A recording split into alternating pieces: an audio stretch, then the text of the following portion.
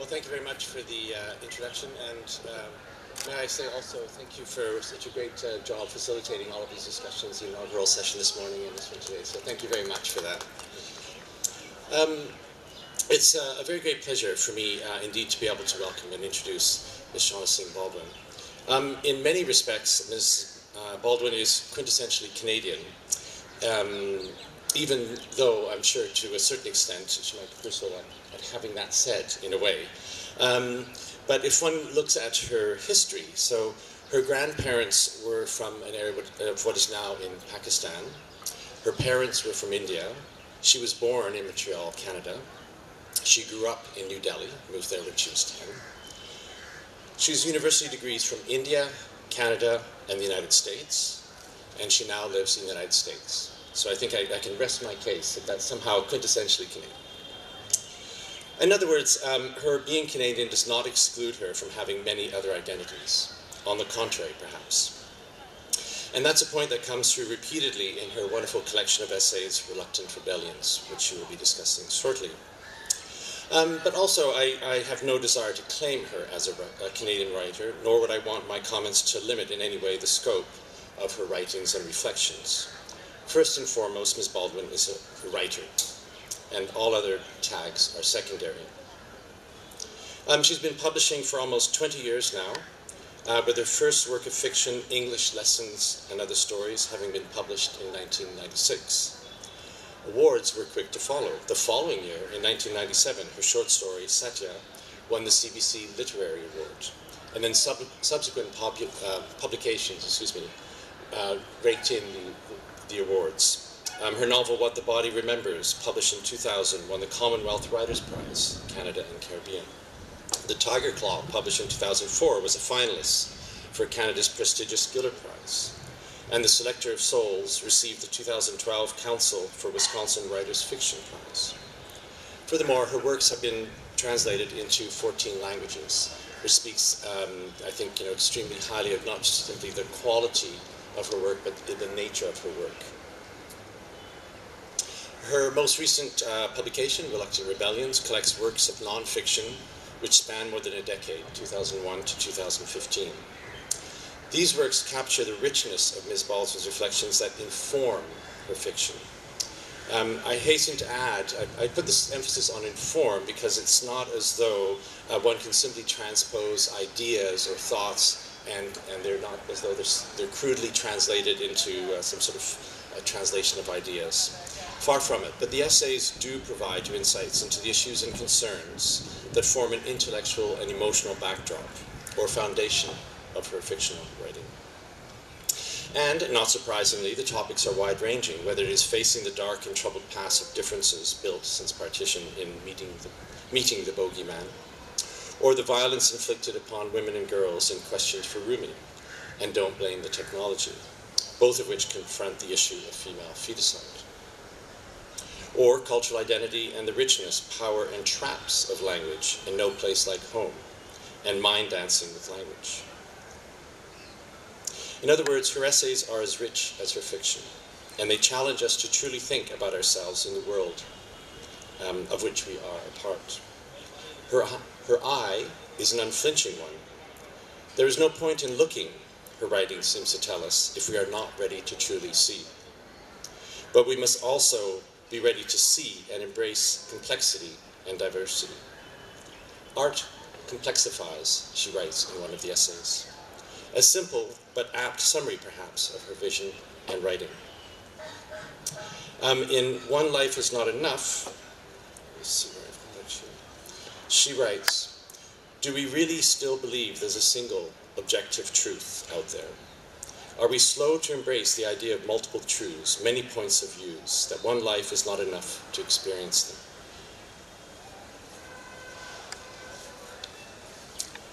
So much of Ms. Baldwin's world is captured, I find, in a wonderful reflection on one word, the word and.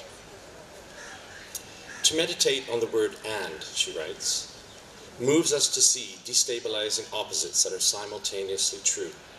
To meditate on the word and is to enrich our lives and move from contradiction and fixity to human pathos and relationships. This little word reopens us to others, to strangeness, to dreaming.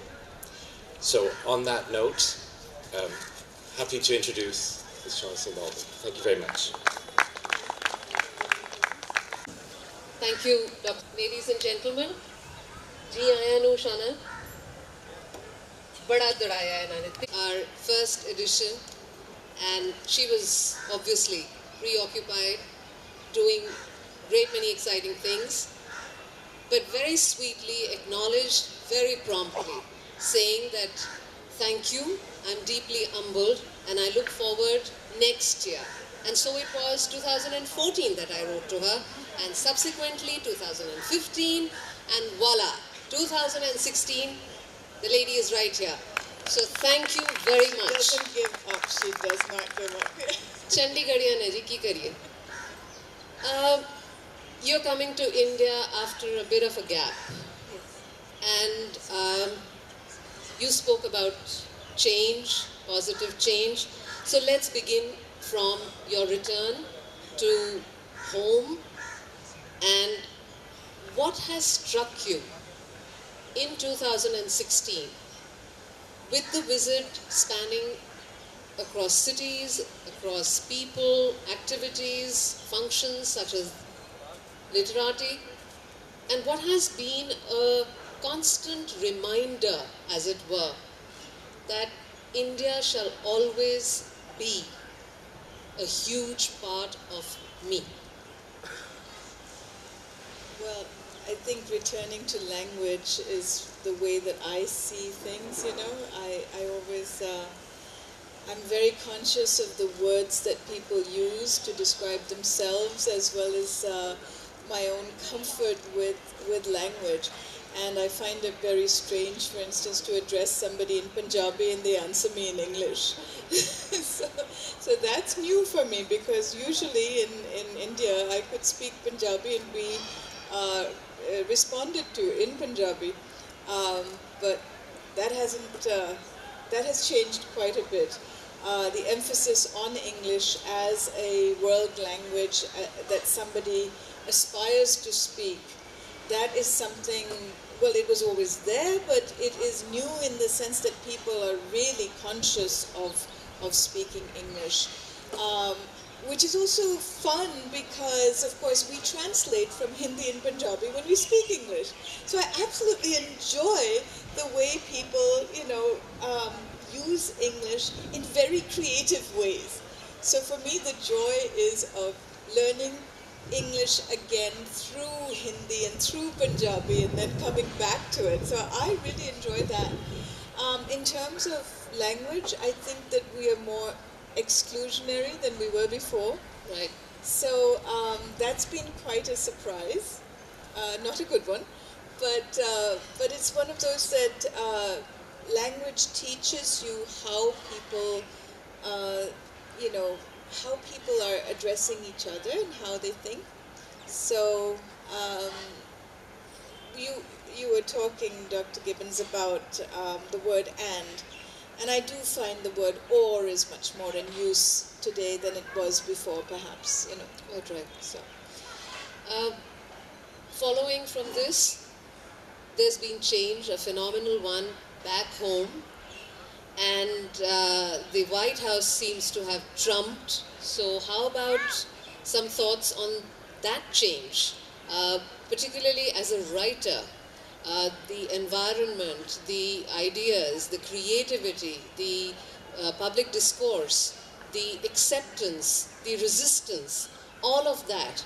How do you see that changing or metamorphosizing into something substantial where countries like India perhaps will also be impacted thereafter?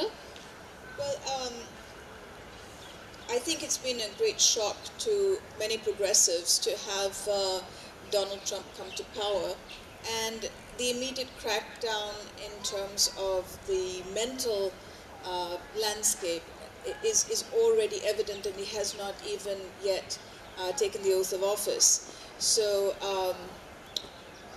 the idea that the press is a bad thing is somehow you know, coming to the fore right away. The anxiety about the press not acting with formality and graciousness towards Donald Trump has already come to the fore. This, of course, is very parallel to stuff that I've written about in the Tiger Claw. Right. In World War II, when it's the first line of defense is, of course, the media and the press, and this is what has to be clamped down on when you have very nationalist, very fascist kinds of ideas come into the public discourse. And I'm not suggesting that this is a straight parallel with France in World War II, but it is very, very similar. Mm-hmm. So similar is not the same, but it is. But the forces that are underlying all of this are very similar. So we all have to be in the resistance again, you know, and we all have to be in the progressive movement to bring people together rather than push people apart. Right. Regarding the new title, and also which sort of strands the entire spectrum of your creative journey, there is a word which we as proud Punjabis are very fond of and have been habituated and conditioned, I think, from childhood, tarika. Which, if I were to position it in literary terms, the style. And your style, your contribution to vocabulary, your choice of expression, your phrases, the tenor, the nuances that we get to capture and hold on to as Baldwin loyalists, do you still view it as fragmented, which was many years ago that you commented on your own style of writing, that it's fragmented, I still see gaps, I still see a bit of finding my own way. Is that the case? No, fragmented was the creative... the creative process for me is very fragmented because it's very responsive. Mm-hmm. So in that sense, yes, I don't write in linear fashion from page one all the way through to the end. So I'm very fragmented in the style in which I actually create. But that is not to say that the thinking is fragmented. I think the thinking is much more finding the path rather than saying, all right, I found the path, let me show it to you. Right. It's let's find this together. Right. And I think that particular style of creating is a little bit more fun for the writer as well.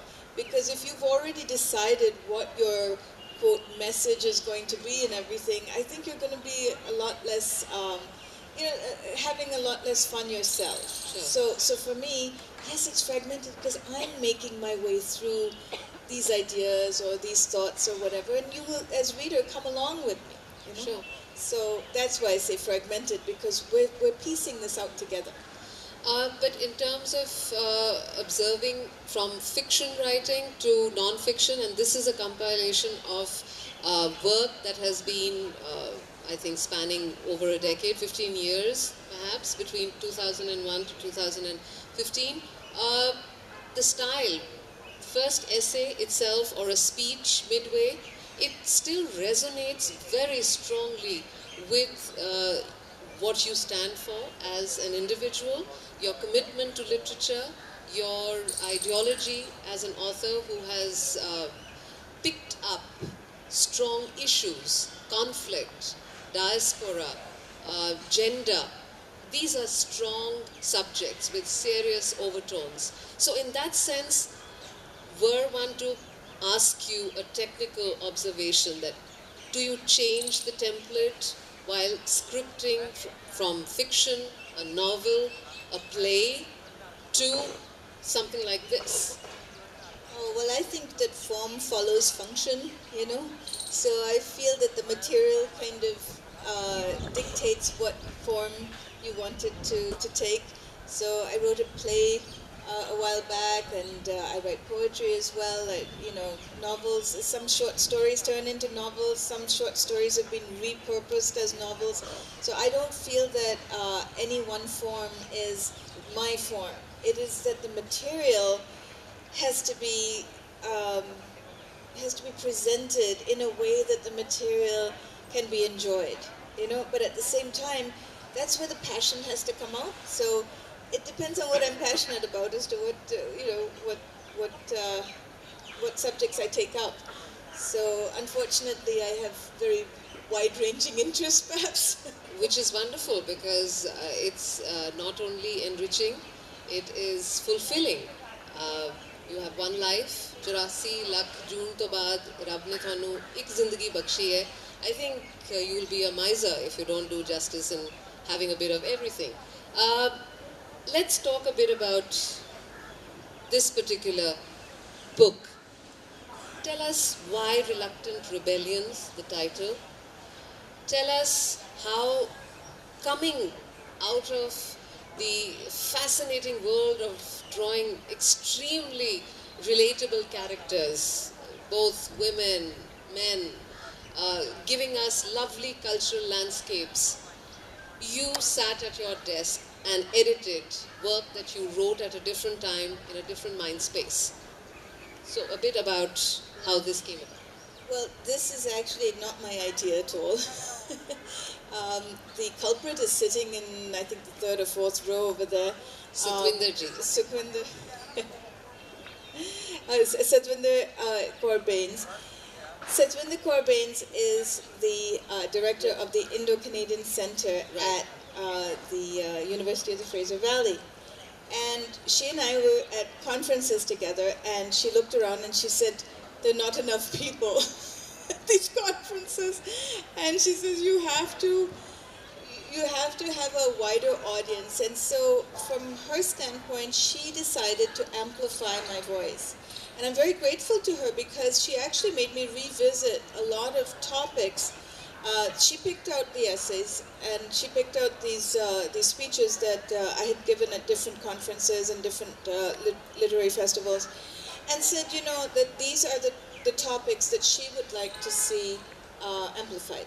So I edited it, and I agreed with her on which ones, etc. But I think both of us kind of got together and said, what is it that we want people to take away and take forward, you know? So I am very indebted to her for amplifying the voice. But at the same time, these are things that, you know, were chosen out of a large number of speeches and essays and things that we could have chosen. But we think that these are the topics that are still relevant today. So I hope you'll find the same.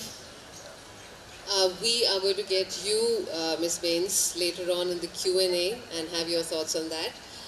A strand that runs consistently through all the chapters of this new book, and it resonates with your fiction writing as well, is a sense of communication, the kind of articulated ideas the reader is acquainted with, the clarity of thought. There is no ambiguity. The voice that Shauna chooses to position herself, if she's discussing female infanticide, if she's talking about migrancy, if she's talking about diaspora, partition, she knows where she stands.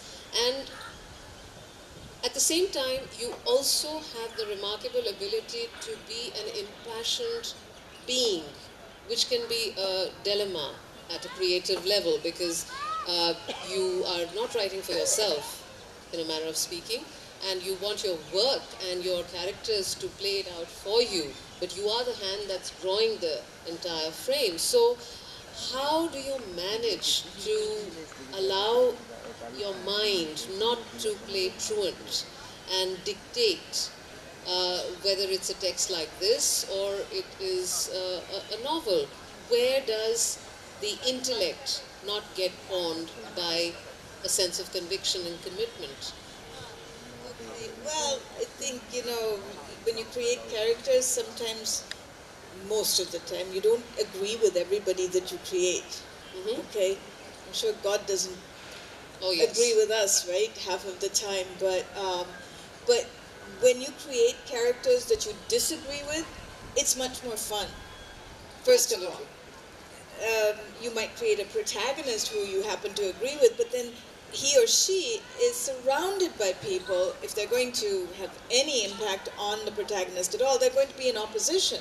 Sure. So one of the things that you have to learn as a fiction writer is to find love for the people that you just can't stand. It's very difficult, you know. So I found, for instance, that this very small character of Suresh in The Selector of Souls was a very difficult character for me to write because he is a Hindu fundamentalist. And he is so different from myself. And I so disagree with him that I have to find a lot of love for him. And I have to say, you know, now that we have Trump in office or something like that, a lot of us are going to have to find a lot of love for people that we can't stand. Right. You know, but this is the only way we are going to be able to bridge our differences, to be able to say, okay, I can see where you're coming from, but I disagree. And I stand against everything that you stand for. And I remember one thing that we have to remember today, which is that it is only when we truly knew what Hitler stood for that we went to war. True. Categories. Very often authors, writers, literateurs are bracketed, branded, given the genre they are most famed for or feel popular about.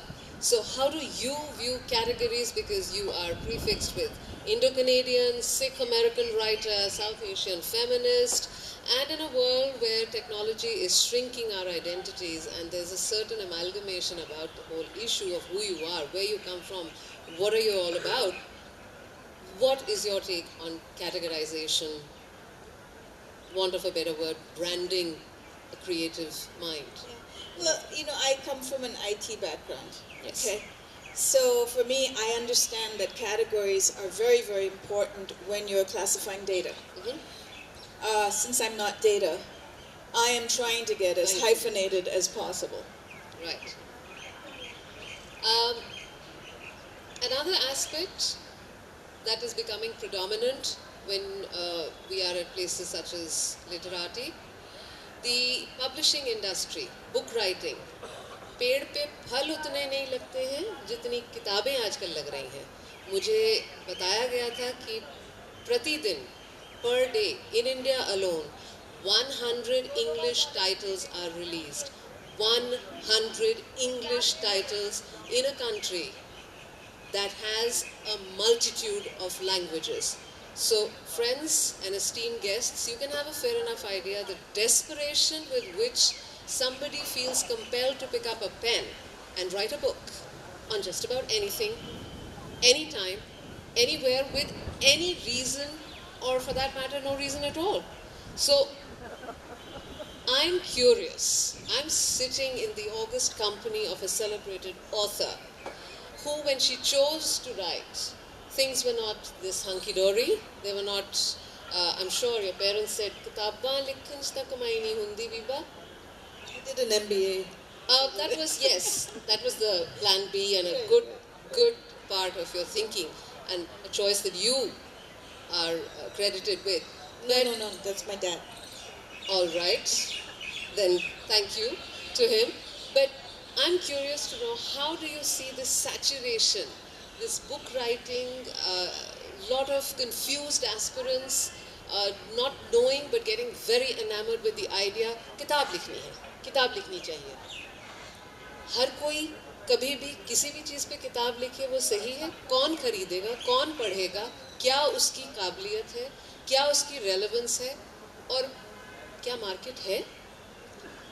Well, a lot of questions over there.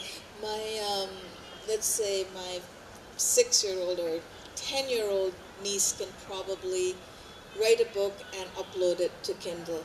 Okay, so that doesn't mean that it's fabulous. It means that one should say, Shabash ji, you know how to upload a book. Okay, and it's the same thing with, many things that are out there. We're not in 6th grade anymore where everything is Shabash.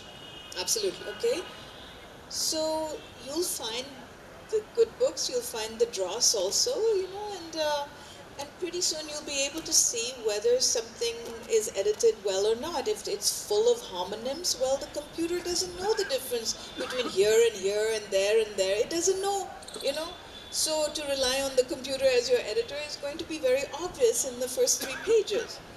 Look inside, as they say on Amazon.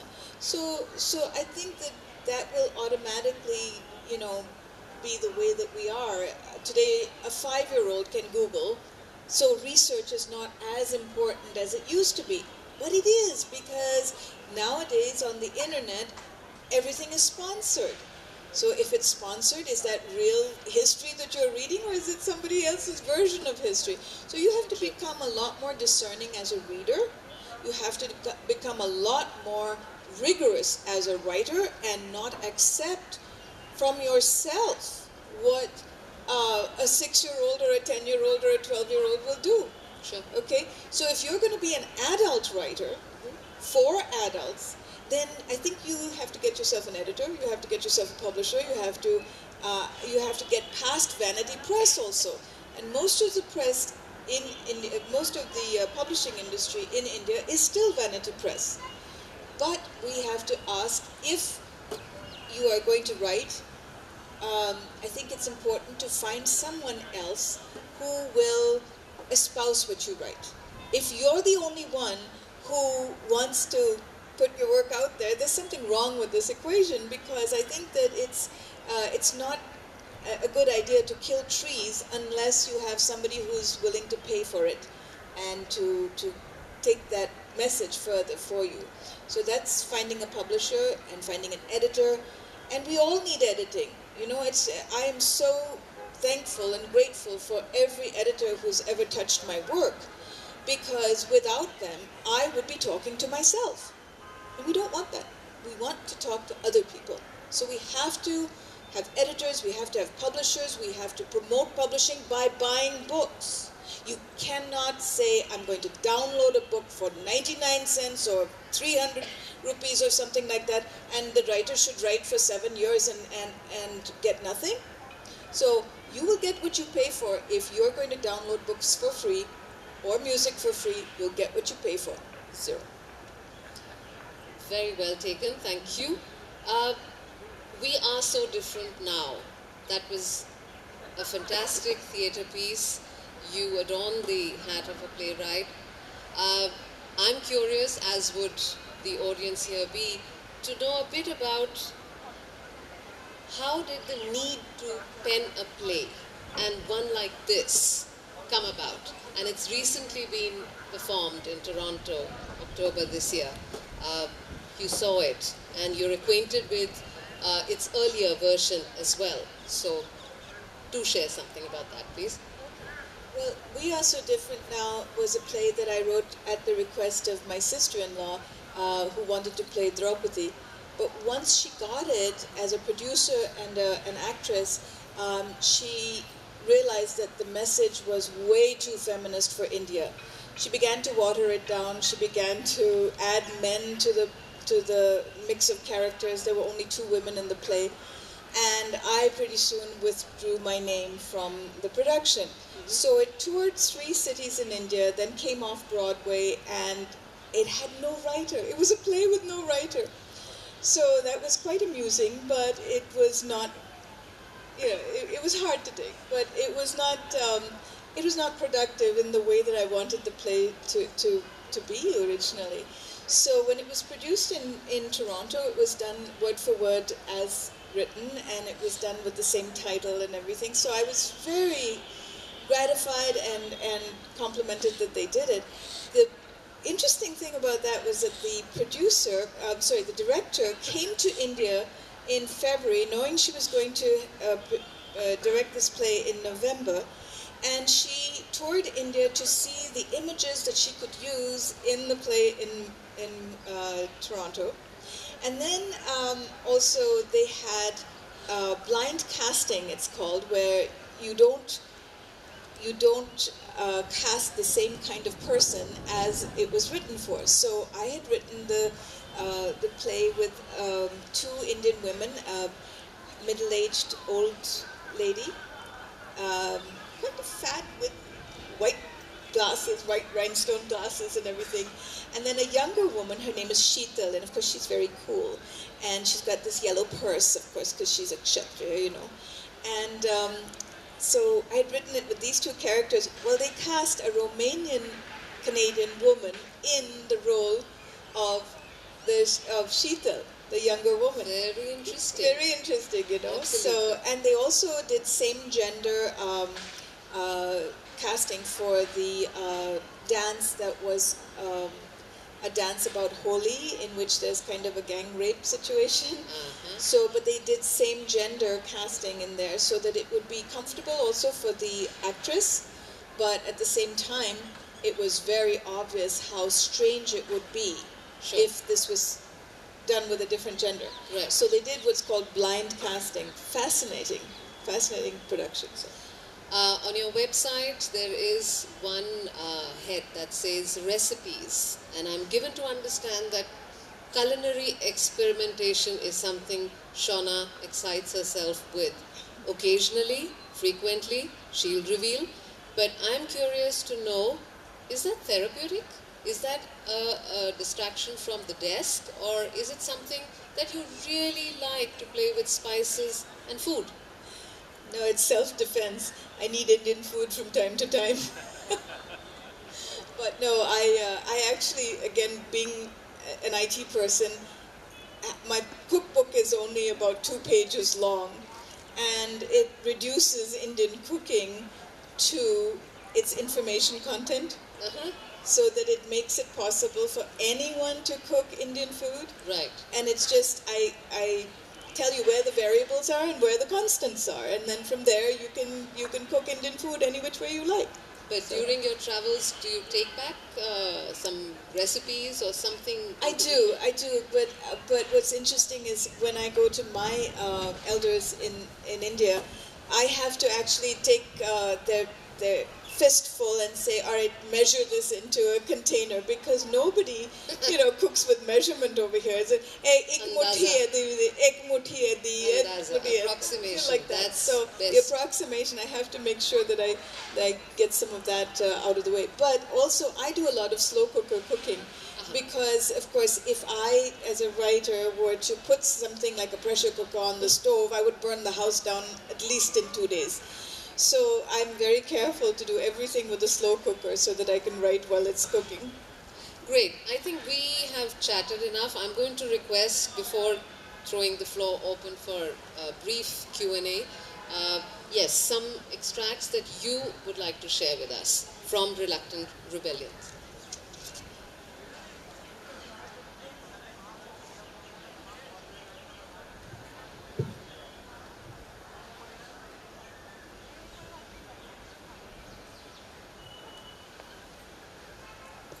I'm going to read to you from an essay called No Place Like Home.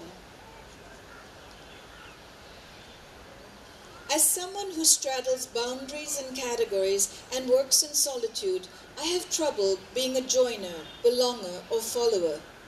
An Indian journalist once described me as a rootless cosmopolitan, and it's true that I have sung the Canadian expats anthem, Un Canadien errant, in India and the USA. So what can I know about belonging? Everything I've learned about belonging was learned from not being Indian enough, or not being Canadian enough. Yet when I represent Canada in international competitions, I feel very Canadian. Canada is the only country that can't deport or exclude me. I was born here. My parents arrived in Canada one snowy day on February 5th, 1962. My father had a master's in business administration from the University of Wisconsin-Madison and experience working at 2 multinational companies. If he'd emigrated to the US, he wouldn't have been permitted to own land had he the money to buy some, and couldn't have known that US law on this matter would change in 1965. When my father applied for jobs in Montreal, he was told he could have one if he would take off his turban and cut his hair. He declined. The second half of this story is about a Jewish man, Len Gelfand, Uncle Len as I called him in typical Punjabi Indian fashion. It took Uncle Len 2 years to persuade Canadian National Railways to hire my father, turban and all. Len was a World War II veteran who understood the dangers of exclusion, the importance of refusing exclusion, of demanding to belong, and demanding that others belong as well. It's 2014 in this essay. 100 years since the Komagata Maru, and more than 300 Indian subjects of the British Empire were turned away from Canada. 100 years ago, our nation brought about injustice out of a sense of wounded entitlement and wreaked violence in our name toward fellow citizens who had done us no harm. We called those unwanted fellow citizens undesirables.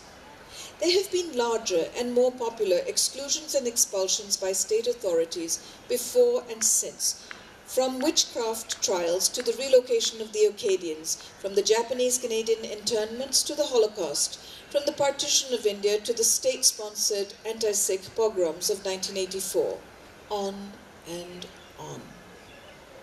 Yet the Komagata Maru incident haunts us as an expression of a multidimensional racism that rose all the way from the uneducated parochial citizenry to educated, well-traveled prime ministers of the times.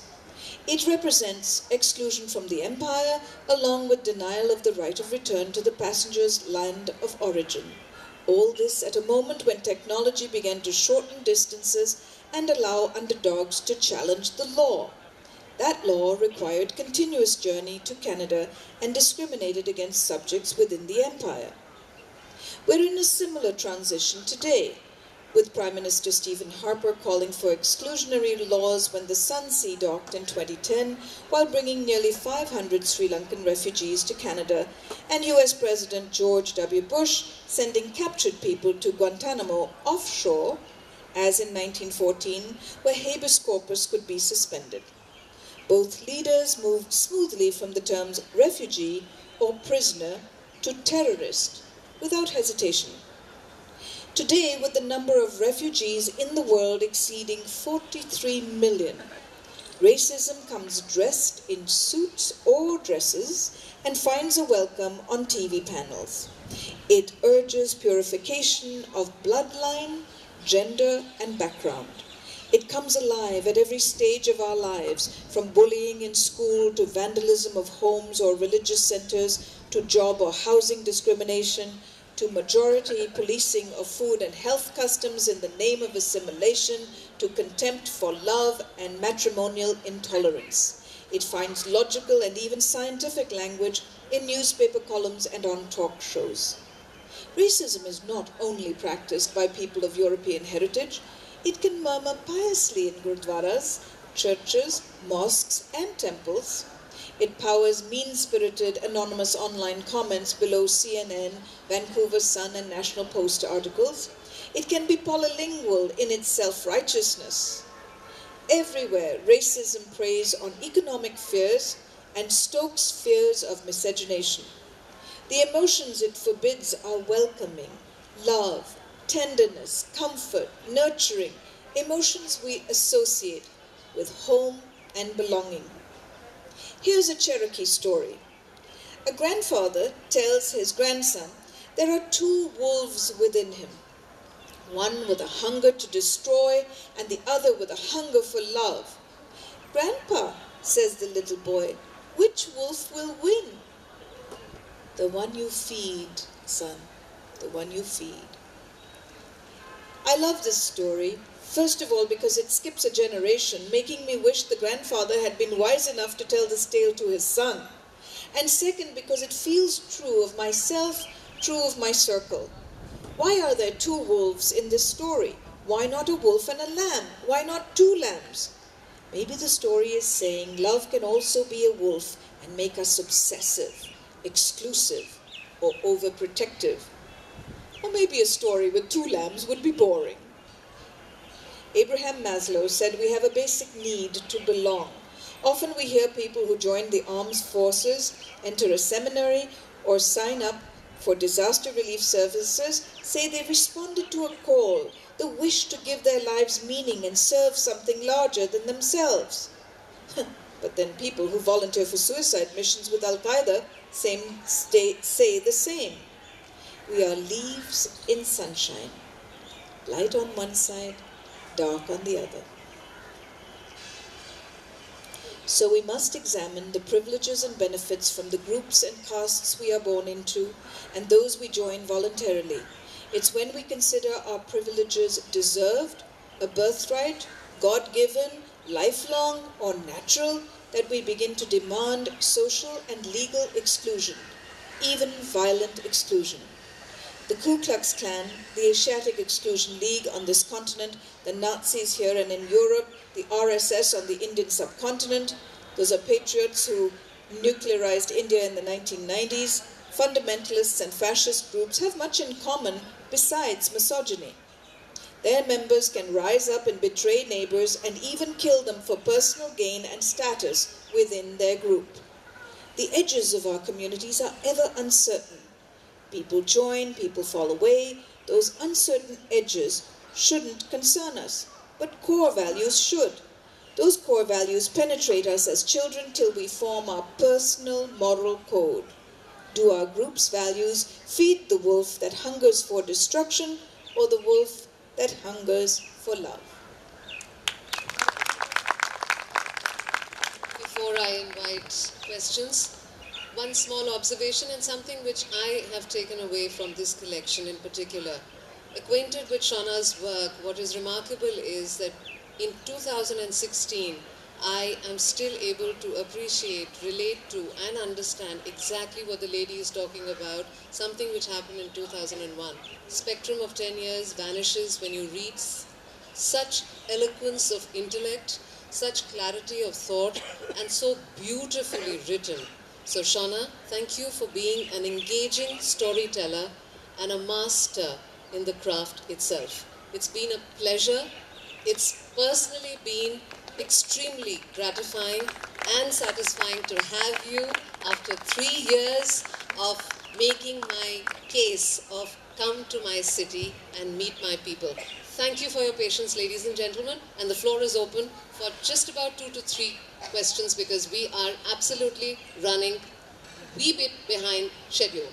So the first question, please. The one thing I want, one is leaving Britain from European Union, the second winning of Trump, and third what is happening in India. A few years back, early 90s, all these people were saying the globalization. And even in the similar sense, those who were saying globalization, they are rejecting the idea and they are showing that the need of their nations. How you take it? Well, there are different people who are saying that from the people who are affected by globalization. But yes, there are similarities between the Brexit exit and Trump and the RSS. There's no question that there are similarities. I want to back up from there though and say that because I was in IT for 30 years, I can say that me and my friends have been very much responsible for the problems that have arisen in the sense that we have put people out of jobs. Okay, so a lot of the computerization has resulted in people who are 50 plus being without jobs. But there is also the need for people who are 50 plus to get into their own business, to make themselves new jobs, to retrain themselves and everything. That part has not happened. And yes, it's possible to say, oh, the white voter was really upset and therefore he's taken to Trump and therefore he's taken to... But it does not explain the same thing happening in India. Okay, so that rise of fascism where you turn the flag into an idol, okay, that's happened in all of these countries. And I would suggest to you that the people who are actually affected by Brexit or by the loss of jobs in the over 50 generation and in terms of the people over here as well are mostly upper caste in all the 3 countries that we're talking about. They're upper caste or upper class, and they also do not recognize that people who are black or Hispanic or in the lower levels of the non-tax paying crowd are also affected. So there's basically saying, I'm affected, therefore it's a problem. Well, that's not necessarily what we should be all about. We need to enhance the whole of society, not just one stream of it. So in that sense, I think that we are very much in the same boat where one particular stream is saying, this is my problem and I'm the one who is impacted, and therefore I'm going to take matters into my own hands, take the government back, etc., and make the world safe for racism again. No, that's not what we're all about. So we have to fight that, because it's just not productive for the whole society. Yes, another question.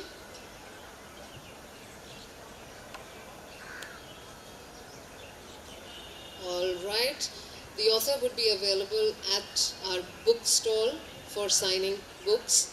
If anybody wishes to interact, meet with her, or I'm sure have an autographed copy, you're most welcome.